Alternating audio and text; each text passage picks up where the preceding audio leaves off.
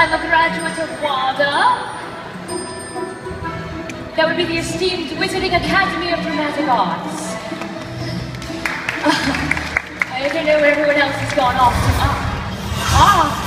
That would be my fellow performers now. Come, introduce yourselves. Virginia. Call me Virge. Samuel. Hello, I'm Sam. And Darby. Very nice, thank you. Look at this attractive and obviously perceptive crowd.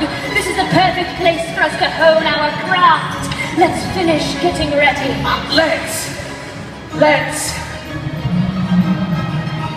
We're ready.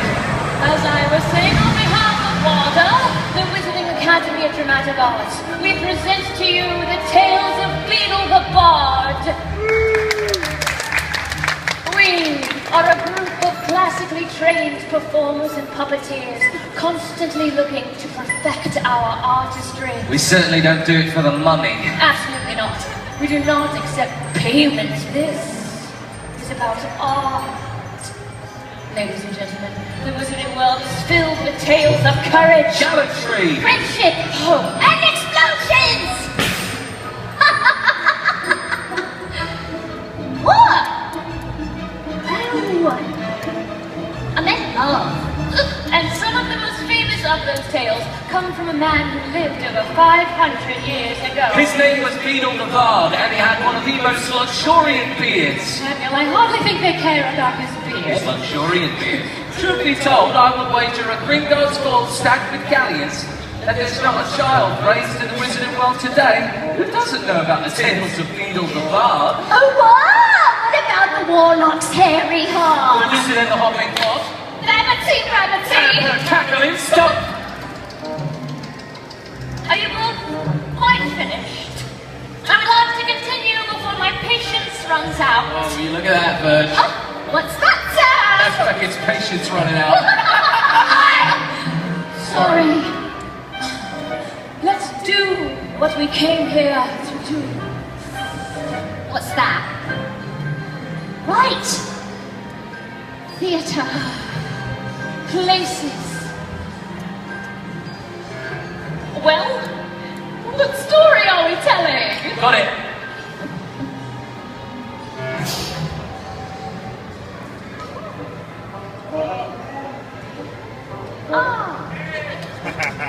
Ladies and gentlemen, our tale is undoubtedly one with which you may be familiar. It concerns the fortunes of three brothers. Wait! What is it now? Could I play one of the brothers? I never get to do it. I'm always, you know. You can be the second brother, but be careful. I'm always careful. My fellow witches and wizards. Everyone ready? We now present to you the tale of the three brothers. There were once three brothers who were traveling along a lonely, winding road at twilight. In time, the brothers reached a river too treacherous to pass, but being learned in the magical arts, they simply waved their wands and made a bridge.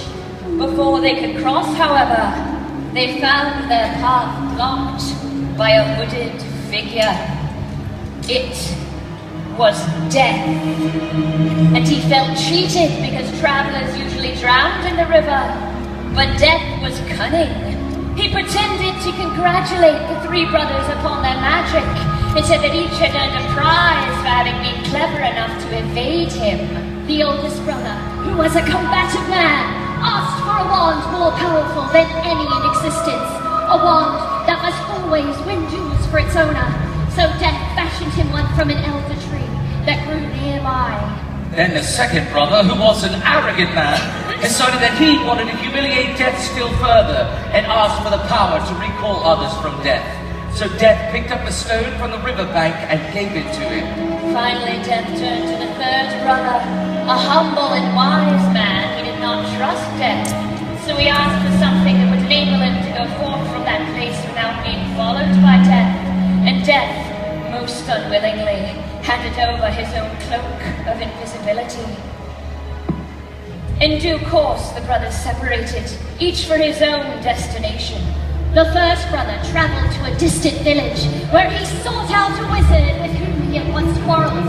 Naturally, with the Elder Wand as his weapon, he could not fail to win the duel that followed. Leaving his enemy upon the floor, the eldest brother proceeded to an inn, where he boasted loudly of the powerful wand he had snatched from death himself, and of how it made him invincible. But that very night, another wizard crept upon the oldest brother as he lay upon his bed, whereupon he stole the wand, and with it, the brother's life. So Death took the first brother for his own. Meanwhile, the second brother took the stone that had the power to recall the dead and turned it thrice in hand. To his amazement and his delight, the figure of the girl he had once hoped to marry, before her untimely death, appeared at once before him. Yet soon she turned sad and cold, for she did not belong in the mortal world. Driven mad with hopeless longing, the second brother took his own life, so as truly to join her. So Death took the second brother for his own. As for the third brother, Death searched for many years, but he was never able to find him.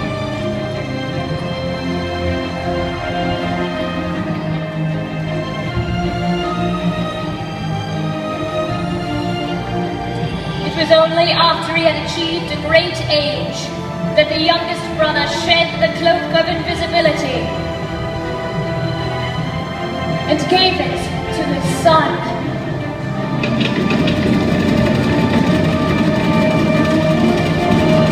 He then greeted Death as an old friend and went with him gladly, departing this life as equals.